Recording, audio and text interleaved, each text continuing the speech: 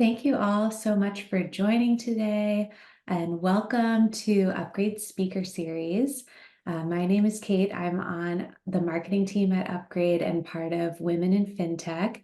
And we're really excited to have Vuyanzi, Rodman here today. And before we hand it over to Vuyanzi, I want to just give a little bit of background on the speaker series as well as Women in FinTech. So we are doing an upgrade speaker series that hopefully a lot of folks on the call have attended some of the previous events. And really the goal of this speaker series is to emphasize our focus at Upgrade on diversity, equity, and inclusion. We want to make sure that we're amplifying voices from underrepresented communities and fostering an inclusive environment at Upgrade because we know that that helps with effective communication and leveraging all the diverse strengths of our team. So as I mentioned, this unconscious bias speaker series is sponsored by Women in FinTech. So if you haven't already, feel free to join our Slack channel, WIF_ERG. And we're going to be talking today about unconscious bias. And I think this is something that affects everyone, and we can all leave today's session with some tactical things to hopefully be more aware of and change in our day-to-day experience working at Upgrade. And then just some quick details on Women in FinTech. Hopefully folks are familiar with us, but we are really focused on providing networking, mentorship, and professional development opportunities. And of course, women working at Upgrade are welcome and great to have as members, but we also have a lot of men that are members of Women in FinTech, so you don't have to be a woman to join. And our goal is really to support coworkers, friends, and allies, both at Upgrade and in our communities, and enhance leadership skills through our different events that we have at all of our Upgrade offices. And we'll have in the chat a link. If you haven't signed up, feel free to fill out the Google form to join Women in FinTech. And as I mentioned, you can join the WIF ERG group on Slack, and you'll find out about all our events, like this speaker series, and we have book clubs and different networking and volunteer opportunities. So now I'm really excited to turn it over to Jamie, who's going to tell us a little bit more about Vuyanzi. Hello, everyone. Thank you so much for joining. My name is Jamie, and I work with Task Human. We're hosting this session today. And Coach Vuyanzi is going to be leading us through a session on unconscious bias. She is a transformational life coach and supports those making bold moves to fulfill their dreams through healing, awakening, and transformation. Coach Vuyanzi is a TEDx speaker, international speaker, best-selling author, and YouTube show host of the Find Your Voice show. So my love, I will turn it over to you. Hello, everyone. Thank you so much for laying the groundwork. And here I am, and here you are. My number one goal for all of you today is to think. I just want to pause right there.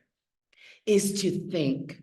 You know, a lot of times when we're on as being receivers in a webinar, it's a lot of times there's no time to think, right? You're just being fed information. However, the topic at hand today, unconscious bias, is so important that it can't be just that you came to a webinar, some person whose name you couldn't pronounce lectured you for an hour and then you walked away. No, this is about thinking and being conscious and intentional about what we do during and after the webinar. So our number one goal is to think. I just want to know that you're with me right now. Just type in the word think in the chat. I want to know that you're with me. Type the word think in the chat. Let me see who's thinking, who's thinking, who's thinking. Yes, yes, yes, yes, yes, yes, yes, yes, yes, yes. To everyone there, that's awesome. Now, I want to introduce you to a little thing that I call LG squared, right? Since you're already thinking, we take it to the next level. As you get information here, you learn from it. And let me be clear, I don't know that today is necessarily going to be anything you've just never, ever heard of before. However, when you're thinking about the content that's presented to you today, I want you to consider, what can I learn from this? How can I grow from this? And how do I go from this, right? You cannot, unless you make a decision not to, but you should not leave this webinar the same way you came in. I'll say that for the people in the back, that you should not leave this webinar the same way you came in. So learn, grow, go. Now, what are you going to be taking away anyway? Well, during today's session, we're going to define unconscious bias.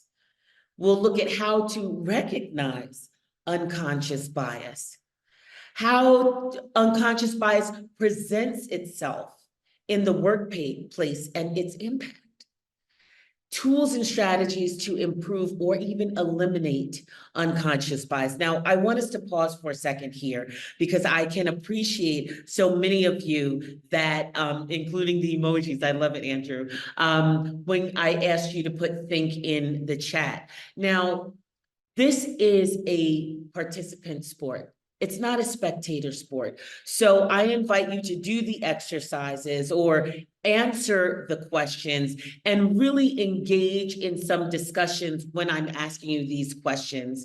It's not about being right or wrong, but in this, it's about thinking and thinking how you should be, according to yourself, how you should be thinking about things. So now, I want to ask first, what is your definition of unconscious bias? Now, we have a lot of people here, so I'm going to ask you first to consider just typing it in the chat. And if someone wants to unmute, I'm still okay with that if you want to unmute and say it. But first, let's put some answers in the chat. What would you say? What is your definition of what unconscious bias is? And go ahead and type it in the chat.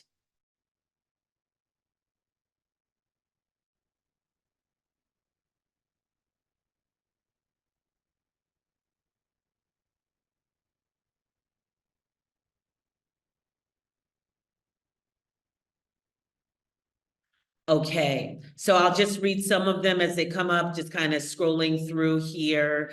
So I see James, you said presuming capability for strengths without evidence. I'm just scrolling here.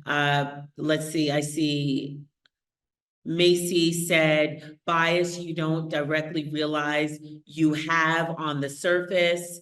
I'm just scrolling down here and I see Sierra says, I think it's having the opinion on something that was instilled or taught to you by others. So I'm seeing some more here, having a stigma that you didn't know you had. So I love the way all of you are right there in it. Let's just take a look here. It is the associations that are made between different qualities and social categories such as race, gender, disability, and our judgments that are made without conscious awareness. A lot of you were saying something like that, right? It's something that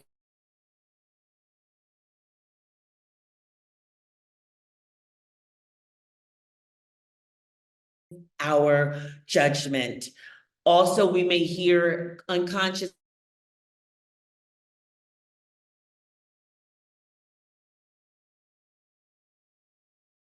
things that you may have been taught. Unconscious bias can form in childhood based on what you were taught and how we draw our conclusions or frame our life experiences. So now, I want to go into deep exercise. So I'm going to ask you first to just, I'm going to actually ask you, but if your screen is black, I just did that intentionally. So if you can, hopefully no one is operating any heavy machinery or no one is driving. If you are, I'd ask that you not do the thing that I'll ask you to do.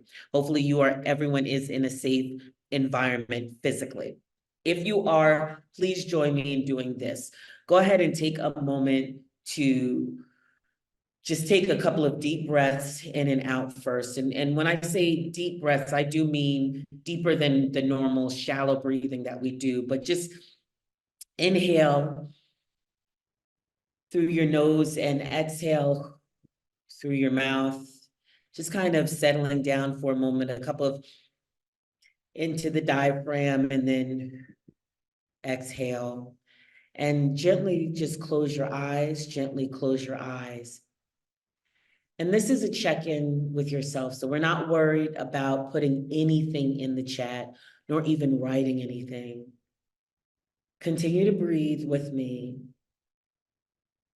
My question is, doing this self-check-in, what unconscious biases do you hold? Now, I know that's kind of a loaded question, right? Because it's unconscious. Stay with me, breathe in and out. And thinking that if you're thinking, I don't have any, or I don't know, I want you to consider taking a moment to think about what triggers judgment in you. Again, inhale, exhale. What triggers judgment in you? When you feel what that thing is, see if there's that connection to an unconscious bias around it, and consider why you might be holding on to that. I'll give you a few moments. I really do hope that you are closing your eyes and breathing as you think about the unconscious biases that you hold and where it might be coming from. I'll give you a few more seconds to be in this space.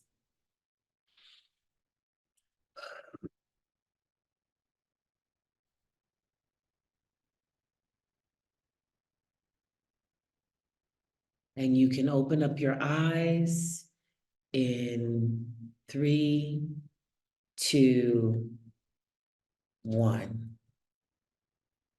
All right, so I'll just ask you, you can unmute for this, not to give your answers per se, but just talk about what you may have just experienced in doing that exercise. Anyone want to unmute? Yes, we have a lot of people, but I don't care. Just unmute and just what you might have experienced during that exercise.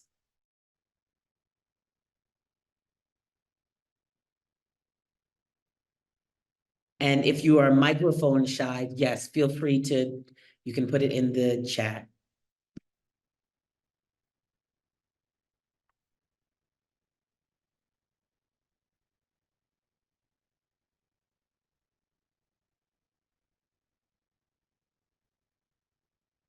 Any experiences? Did anyone get almost jolted, if you will, as you thought about what triggers judgment in you? Did anyone feel maybe a jolt from something like that?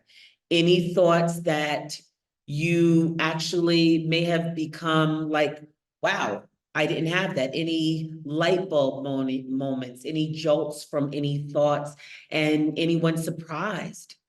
Thank you so much, Erica. Sadness in learning that, oh, it's sadness in learning that there are judgments I have not worked through. Okay, thank you so much for being open to sharing that. I really do appreciate it. And also, Giselle, I'm seeing you saying lack of knowledge and sometimes influence is what I believe causes the trigger in me. Thanks again for being vulnerable. I appreciate it. And Esther, I see you said unfairness triggers judgment. Okay. And thank you. And Janique, triggers of judgment may be failure, maybe failure sometimes. Okay. And thank you so much. And Laurica, reconciliation about previous moments of awareness in regards to my biases. Wow. And Michaela, I unconsciously judge when people are dressed in certain ways. So that's actually what came up for you. And the wow, unreliability when people don't plan ahead for something. So those of you who put those in the chat, thank you for just putting that vulnerability out there, right? Because we all do have this. And I will say, as we're continuing, right? Allow yourself to be aware of what you're feeling and what comes up for us as we continue. So let's think about for a moment some common biases. What comes up for you immediately? I Can can I say start. mine? Absolutely, please. Yes, somebody else's voice. Yes, go ahead. I think for me, and this was big when we did the exercise just now with closing our eyes and breathing, was the fact that Black women are supposedly so strong. And it's wrong of us to reach out for help with anything. That was probably the biggest thing that came up for me. And it just makes me angry, like I'm shaking right now, just talking about it. But that was like the most overwhelming bias that came up for me. Thank you. Thank you so much for sharing that. And just, I encourage you, right? Because in us thinking about this, and even thank you for telling us right then that shaking that was taking place, take care of you during this, right? Because I know we're talking about a sensitive topic and that came up for you, right? So just even making sure, thank you for speaking and letting your voice be heard, and just making sure we're breathing our way through this, because this is, this is definitely something that will trigger emotion. Thank you so much for that. Now that that actually leads into the next question, right? Right. Yeah. Right. Leading into that what are some common biases? Biases can be against people thinking that I don't even know what do you call the intersectionality. Actually, there's an intersectionality that we would look at when we talk about Black women. And if you think about Dr. She's the one who coined the phrase intersectionality, when it's the bias that you receive from being a woman and being Black. So we can say intersectionality is one. What other biases come up for you? I can share age a lot of times comes up for me, because I know there are a lot of biases against age. What else comes up? You could just unmute if you'd like. Hi, this is Michaela. I was thinking about the bias for working moms, but also the bias for stay-at-home moms. Can't win either way. Right, and thank you for correcting me on your name. I apologize for having said that wrong before. Oh. Thank you. Absolutely, though, right? There's the bias either way. Thank you, Kimberly Crenshaw. That I could not think of her name. Thank you so much. Who just helped me out there? Irasima, thank you so much for I could not think of her name. I appreciate that. Yes. What else comes up when we're thinking about, so what are some of the common biases? Think.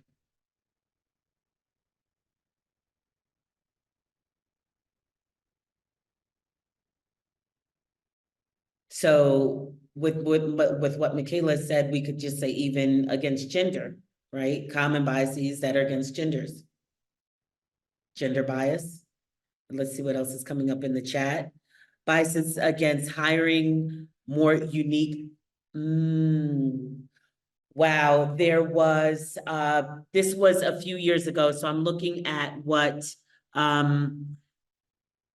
Vedran just wrote about biases against hiring more unique names, right? Names that are on a resume. And I remember she's still my friend, but I have a friend with a certain name. And she told me, this was years ago, and I think the name has changed, but her name at the time I won't say what it is because someone on the call might have that name, but her name at the time had been the #1 most passed over name. I'm not using the terminology right, but knowing that people look at people's resume with that name and they put it to the side because of it. Biases against disabilities, accents, education, weight, sexuality. Thank you so much, everyone, for contributing. Oh, I think I missed one more down here. Generations. So I'd be curious to know if you can just expound on that a little bit more for me, Esther, so I make sure I'm saying the right thing. Competency is another one that you've experienced. So Boomer, Generation X. Oh, okay, I see what you're saying. The generations, biases against, oh, those millennials. Anyone ever hear someone say that, oh, those millennials or something, right? I'm sure you, Esther, I'm seeing you kind of shaking your head. I think that you have heard that before, right? And especially, please, on Instagram and TikTok, there are so many biases that come out against that. So before I go to the next page, I want to say this to everyone, right? Please take care of yourself because there's going to be a whole list of common biases that are there. And you may be triggered from what you've seen because what you're seeing because maybe you've experienced them. Those of you who feel okay to share any experiences that you have and you're not recreating any trauma that you felt as a result of that bias, you're invited to share. But I'm going to ask you that those who, feel a certain way, have experienced trauma, please, I'm not here to rehash it or have you go through that in your body again. So please take some deep breaths. And here is the next screen here. Take a look at these. Because as much as you said, there's still some on here that were not said. I want you to take a look at them first, then let's start to go through these and talk about them.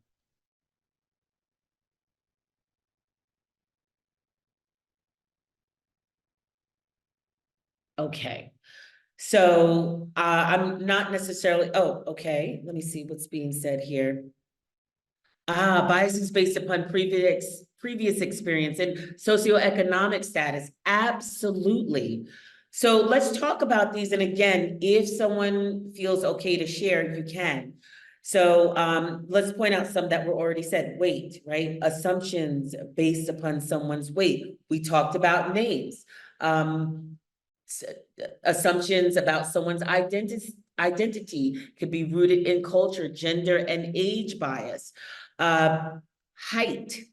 No one said height, but height is also a bias. Assumptions and decisions made based upon people's heights.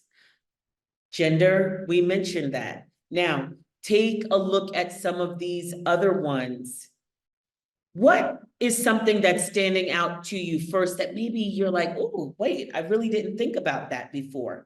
What is something that's standing out to you that maybe you had not thought of before?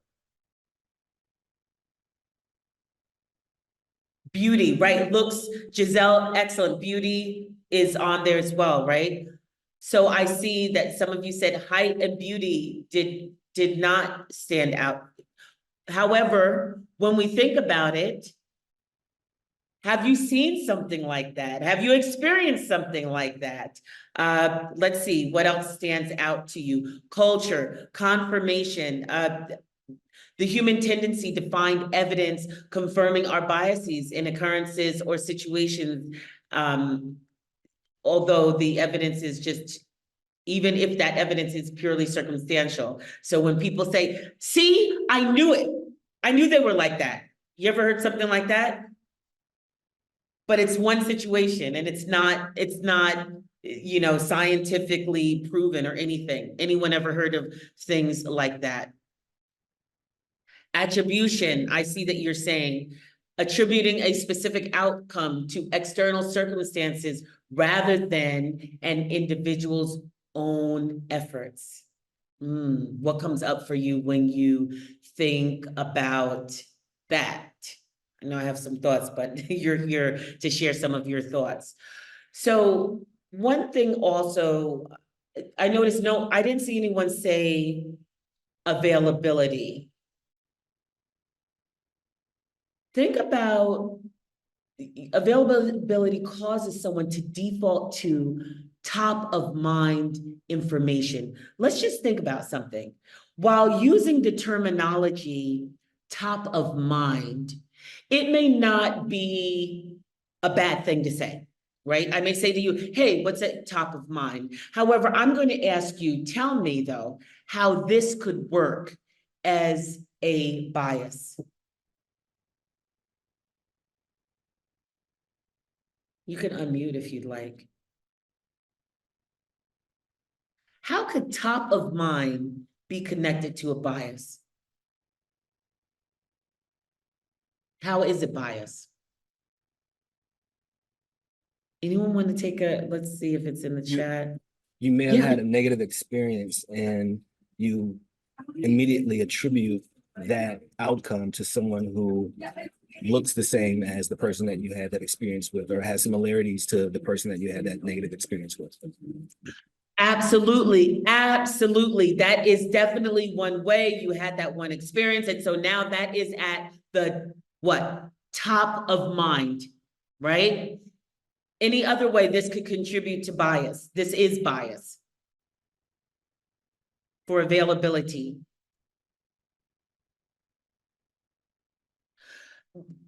So everyone think about this. When it comes time to hiring, let's say if there might be a particular group of people that can, a particular demographic that say that may be in charge, or maybe where the executives are, or the decision makers. And then someone may say, hey, who can we hire for this? So sometimes people tend to think about those who they have access to or have access to them, those people at the top of mind who they tend to see or interact with. Does everyone see where I'm going with this here? And so therefore, when we think about who's at the top of mind when it comes to, in this situation, I'm saying hiring, who may become excluded because this type of person wouldn't be at the top of mind. Anyone understanding? If you're understanding, I would say nod your heads, but I'm not looking at a lot of you. Is anyone tracking? Anyone tracking? Okay, okay, great, excellent. Anything else stands out to you here? There's one other one I like to, affinity, because a lot of times we're not even realizing this. Affinity towards people who are similar to us. I mean, that's just something that a lot of times it just happens and we're not, again, what is this? Conscious of this. So let's and conformity. I noticed no one really brought that out too much, but conformity, because you're influenced by the majority. So therefore, when you have this opinion that something is, maybe it's different from the rest, maybe, or maybe when you hear something that's different from the rest, you're not willing to receive that information. So let's just take a look at, we'll see what's on in the chat. Maybe someone who is pregnant. Let me tell you, I would say, Alexis, not even maybe. I would say yes, definitely bias towards people who are pregnant. Name stands out to you. Does it mean, here's a question here, Amy asks, does it mean our past experiences, good or bad, could contribute to our biases? Absolutely, yes. And it's not just our past experiences, right? It's how we perceive them, how we, and in the beginning it said how we frame them.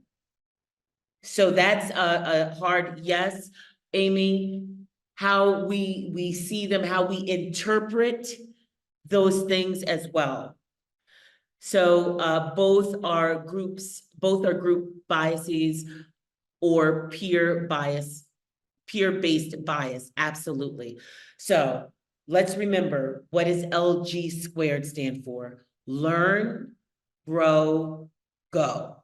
Some of you said that some of these biases here were not really things that you had thought about before. So before I go on to the next slide, I would encourage you to jot down a note or two, because what happens is when we become aware of something, whether it's in ourselves or giving feedback to something that you see, it's good to, make that note of it so we can be intentional when we get off of this call. And for availability, let's see, Rowena, you say for availability, it is a result in a negative experience that is a bias. But what about those people being reliable in moments of need?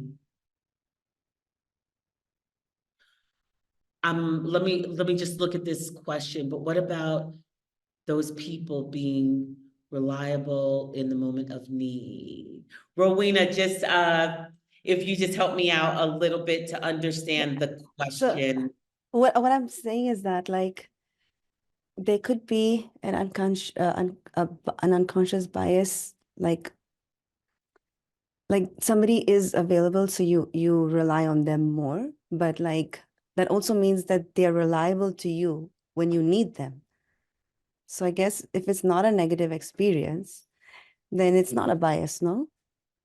Okay, so actually, I want to encourage you to shift your framing on that, and this is what I mean. So availability, so I know like when we say someone is available, but it's more so available in thought.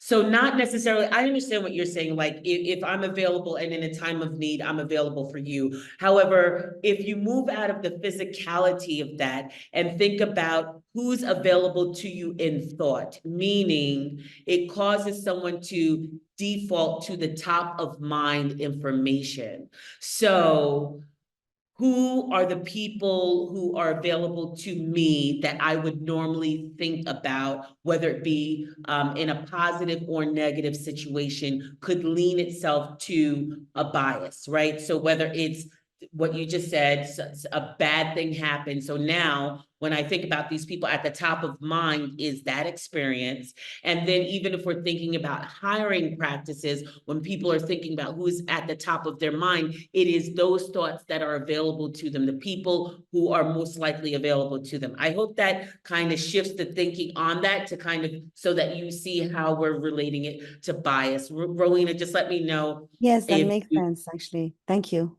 Okay, great. Or automatically assume they're available.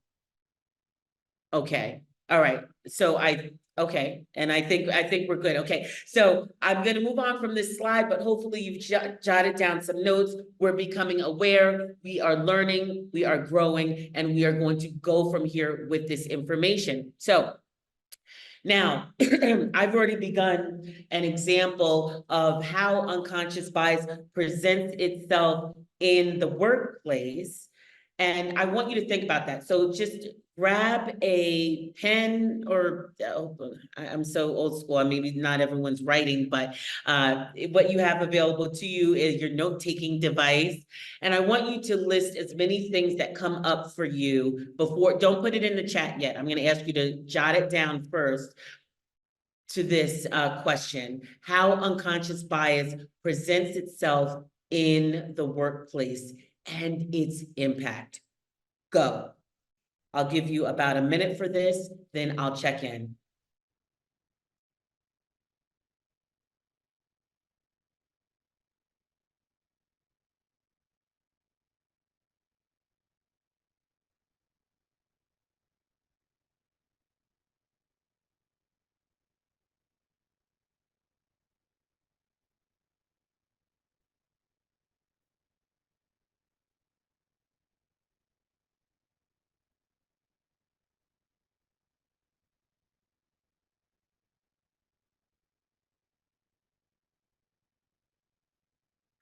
Okay, so I'll ask you, you can put it in the chat, or you can also unmute. So first in the chat, it says, assuming someone, personality, characteristics, traits, and trying to interact with them based off of that. Okay. And then I want you to also talk about what might be the impact of it. So most CEOs are above average height. You're bringing in data, Rachel. Okay. I remember that, hearing that bias, that height equals what? Power, more likely to be given responsibility, promotion. Very, very interesting. And I, this is just me thinking this, right? In the age where, especially in the post-COVID era, where many people are now on Zoom and sitting down, like right now, you have no idea if I am, 5'2" or, 5'11". You don't know because I'm sitting here. So I'm thinking, will that impact it in the future? But absolutely, some of those people, then I'm seeing get promotions. Biases against management, being unapproachable, and which makes them unapproachable. That bias is shown to be true in schools also. Can impact hiring decisions. Yes, we hire people that look or sound like us. And that goes to affinity, right? And it gatekeeps careers. Wow. You're saying some very powerful things. So let's get this going. As you look at this,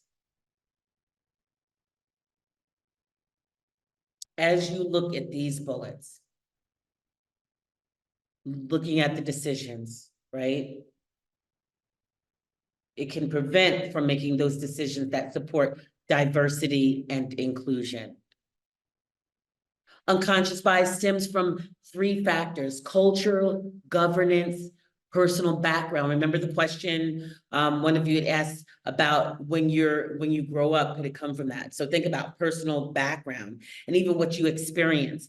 Unconscious bias can have detrimental impacts within organizations.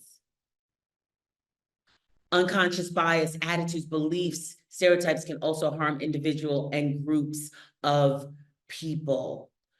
I want you to tell me some of the things that are coming up for you as you see this and as you think about its impact. And I see impact of bias, lack of diversity. Thank you so much, Esther. Lack of diversity, lost opportunities to promote someone, relying or on likes prevents growth. Got it. Opportunities and better decision-making. And David, you asked, how do we deal with someone avoiding decisions due to a fear of bias? Well, give me a little bit more, because when I'm hearing how do we deal with someone avoiding decisions due to the fear of bias, I'm thinking it's leadership.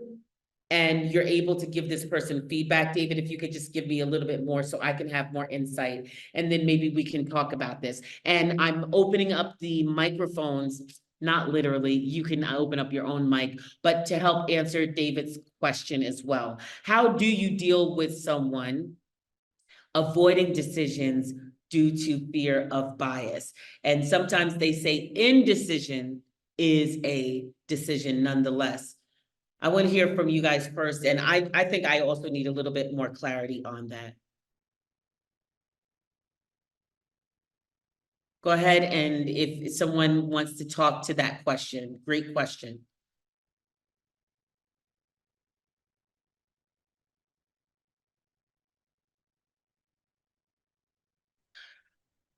Okay.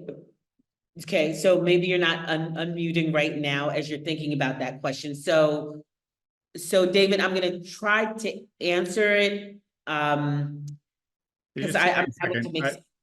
I don't have a specific scenario, but being the tall white male majority person, right?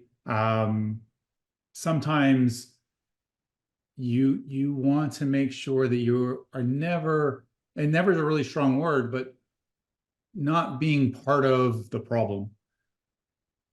And so that would probably be my perspective. It's not like I shy away from giving feedback or talking. Most people will say I'm not that person, but the worry that I have is that when you become aware of, and you should be aware of your biases, you don't want to negatively impact something. So you actually intentionally stay away from being part of the decision, which could be a good thing because you allow somebody to express themselves that should be heard over you.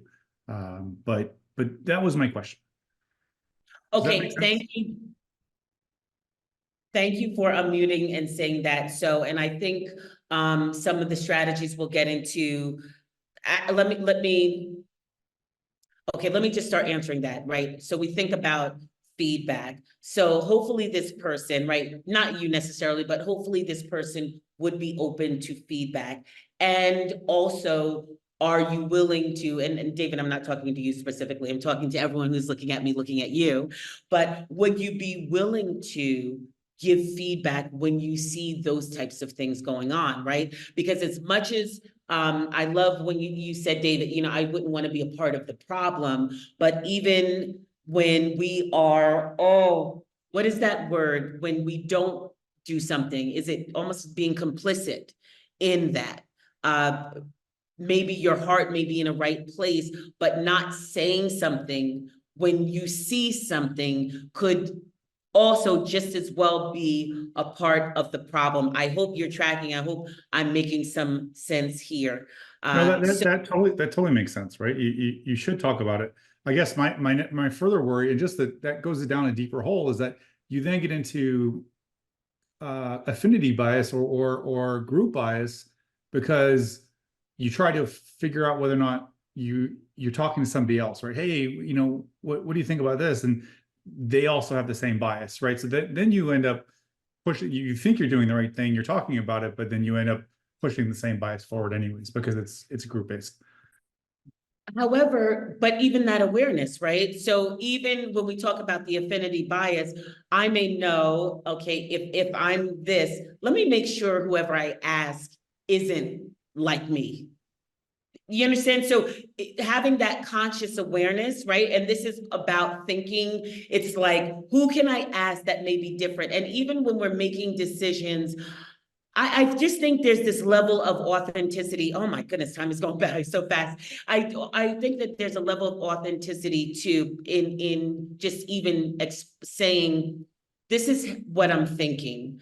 I want to make this decision, going to in the situation. It looks like, and I won't read all of it, but it looks like also some great answers are coming through the chat from Chase and from Janique. And I'm just for the sake of time, I love getting into these discussions.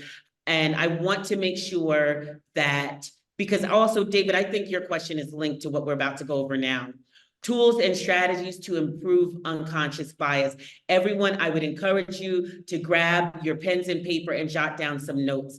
So first is thinking personal strategies. Name the bias. We just went through in the opening exercise, doing some breathing and thinking about what we know might be some unconscious bias, thinking about what triggers us. So name it, saying that this is what it is, not shying away from it. Seeing people as individuals, not as groups of people. Like, you know, it's easy to, you know, lump people into a specific, oh, well, no, there's no they, there's the person. Finding counter examples. Remember when we use the examples, right? When a lot of you said there's generational biases and we said millennials, they do get a bad rap, right? But finding counter examples, because I can guarantee you for every example that one might think about a particular group, there are counter examples to that. Get perspective. David, that even, you know, when we were just talking about that, if we know that if I go to this person is very similar. So let me not go to that person. Let me go over here where I may get a different perspective. Next is increasing diversity. Be intentional. And this also, I think the affinity bias is really something that we don't look at and we don't think about, but increase diversity in your life. And that person doesn't need to be on display. And as a person who seems to have been people's diversity friend, let me just say this from a personal perspective, that person doesn't need to be on display in your life. However, you can be intentional about wanting to befriend and at least hear from different people and thus get curious about other people, different socioeconomic backgrounds, whatever it is that may be different about a person, and seek feedback. Listen, this goes to EQ, or emotional intelligence, or sometimes we're calling it EI. Thinking, are you ready to receive feedback? Because this part is really key, everyone. Pause for a moment. What do you do when you receive feedback? Do you get offended? And let's be honest with ourselves. When someone gives you feedback, do you? I'm sorry, did someone just say something? Yeah. Hi. Hi. I used to, years ago, I used to get offended because I'm like, okay, there's nothing wrong with me. I did nothing wrong. Now, though, almost 4 years in the making of trying to figure out who I am as a person, I think I do pretty good with feedback, but it's also not what you say, it's how you say it. It will always be how you say it, how you deliver it, because somebody can come with the same verbiage and they're a little bit more hostile. I'm like, oh, okay, dang, okay, what I do? Like, okay. Or somebody can be like, okay, help me to understand this. Like, I want to make sure that I'm understanding why you made this decision.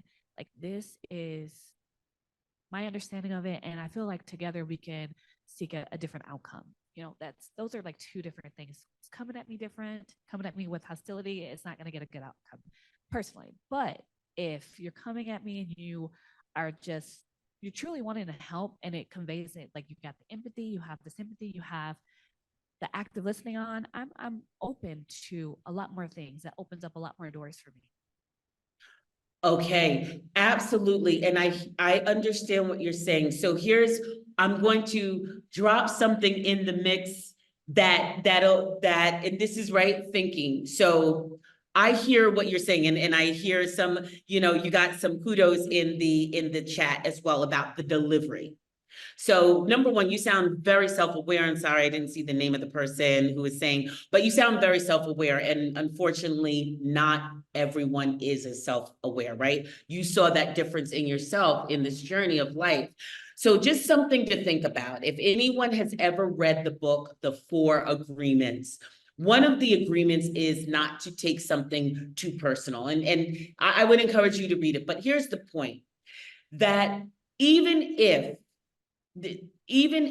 that someone says something to you in a very nasty way that is not nice, what that book has caused me to do, because there have been some things that people have come at me, what it's caused me to do is say, hold on, that person is coming at me. No, I don't like it. No, it doesn't feel good. However, it's because they're feeling a certain way based upon their life experiences, whatever it is that they've gone through. They may not be as self-aware and as self-regulating as I am, and this is how it comes out. So let me move to the side all the layers of the stuff, whatever we want to call it, that they're saying, and can I get to the message? So I know that's a bit controversial. However, just considering that some of you have read the 4 Agreements, I read it about 14 years ago, and I was brought back to rereading it a couple of years ago because I needed to come back to it. Just considering that, right? Considering that. Okay, a lot of you have read it. And if you haven't read it, just something, oops, was one more thing. Avoid assumptions. Avoid assumptions. Okay, those are personal strategies. And I hope, sorry, I keep going back and forth. I apologize because I just thought about something. Thinking for yourself as you're looking at this and you're being honest with yourself. Which one of these could you begin to work on that you're not necessarily intentional about already? When you're looking at this for yourself, this is personal. Which one of these? So I don't want to hear about what you're already working on, right? But I want you to challenge yourself. This is a loving coach challenge to what is it that you could be working on here that you're not. Okay, thank you. I see find counter examples, seeing individuals. Excellent. Thank you for being vulnerable and putting putting this out there. Okay, I do want to address something. David, and I hear you about that. However, this is where people have to start thinking, and there's going to be a certain amount of control that we have over it. And David said, I'm worried about media biases. Media biases have been there since I feel like there was media, right? Even and what comes up to mind is, and I'm going to be showing my age here, but there used to be a guy on the evening news called Walter Cronkite. And then the things that they would talk about. I remember hearing my grandparents, really specifically my grandmother, saying some things about some biases that she would be seeing. And that was a long time ago. Anyone know Walter Cronkite? I just want some show of thumbs if anyone's ever heard of him. Walter Cronkite. Okay, you have. Okay, great. And then, okay, so you were telling me some of the ways that you can improve your. Thank you. I'm not alone. I am not alone, and I know I'm not. Thank you so much. So you have some strategies that you could start working on right now. Now, let's shift this to the workplace. You see this, maybe all of us don't have control over what it is, but even thinking about where you are in the workplace, thinking how could you positively impact to help improve unconscious bias? Thinking about gender neutral hiring policies. Right now, this is an ERG developed across generational work groups, and ERGs conduct multiple interviews, use several sources for research. You know, that's something that a lot of times we're not thinking about, but think about the source that you're using for your research. Hold anonymous surveys on a regular basis. Ask questions. So here's just some things that could have tremendous impact. I want to pause right there. While I understand everyone here on this call may not be in the decision-making area. However, might there be a place that you're saying, we might be able to improve in this area when you're looking at this list? Or maybe you're thinking about something else that's not on the list. And I see in the chat, you say, have other people interview for their perspectives. Absolutely. Having peer interviews as well, for sure. Anything else here that you're saying, this might be an area of growth for us?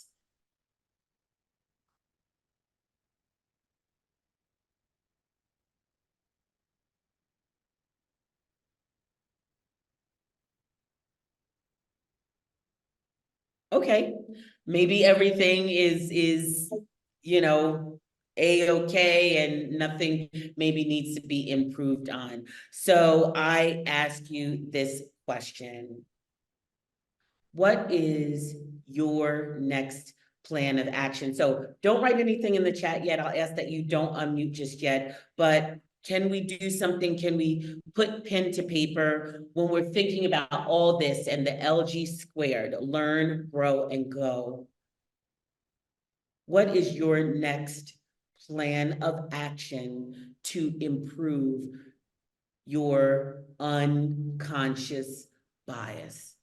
What would be your next plan of action? Go ahead and write this down, jot this down. I'll give you a minute for that.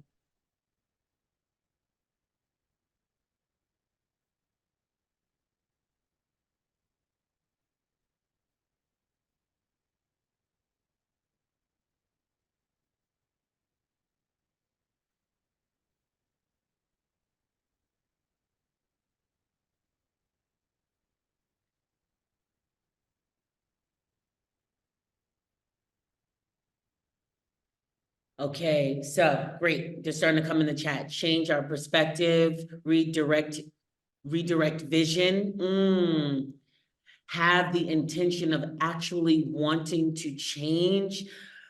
You know, I just, thank you, Giselle, because sometimes, right, we may feel like, I don't really have any of these, but if you can make the intention to change, then things start coming up and you become self-aware. Excellent, excellent presentation. Oh, thank you. One practice I always do to improve my unconscious bias is to dismissing first judgment and really make sure I'm not including any unconscious bias, asking myself why I thought that way. That is, Rachel, that is such a high level of self-awareness. That is awesome. High level EQ there. Learn where I am biased, right? Again, just going, even making that intention, things will come up for you. Excellent. And David, take the time and think before reacting, you know, even going back to when you said that, when Rachel said about dismissing the first judgment. I started learning to do that as a teacher in I used to be a teacher in New Jersey. And in my early stages of my career, I started learning, I can't say the first thing that comes out of my mouth, especially when you're dealing with children. But that taught me to kind of do that dismissal of the first thing that comes up. So these are your next, anyway, this learn, grow, and go. It sounds like you're doing it. And hopefully those are your takeaways, and any other takeaways that you may be having. You can just quickly unmute and we'll get ready to transition this. But anyone have any burning takeaway that they didn't get a chance to put in the chat, that they didn't get a chance to say, that you want to say now about what you're taking away from today?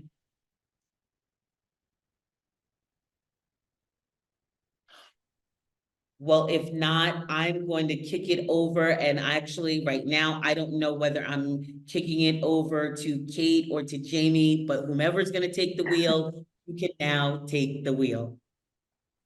Great. Thank you so much, Vuyanzi. This was so insightful. I learned a lot, and I love this concept of learn, grow, and go, and hope that everyone can be more aware of our biases, naming them, seeing individuals for who they are, getting perspective from folks who are different than you, and really making that intention to change and potentially dismissing your first judgment. I love that idea. And before everyone signs off, just want to let folks know about some upcoming Women in FinTech events that everyone is invited and included. We do a book club. We're finishing up Brene Brown's Gifts of Imperfection, and we'll be doing more of those. So if you want to participate, join our Slack channel, and we'll also be sharing more details about a panel coming up next month and a Mother's Day event in May. So that Slack channel is WIF_ERG if you want to participate and learn more. And thank you all for joining and being so engaged during this great talk. And thank you so much to Vuyanzi for leading us. Thank you so much. This was great. If you guys are still on, we would love for you to fill out a quick survey as well, just to get some feedback on this session. I'll just post it right here in the chat. And yeah, thank you guys so much. Thank you, Vuyanzi. Thank you, everyone. Please don't forget the survey.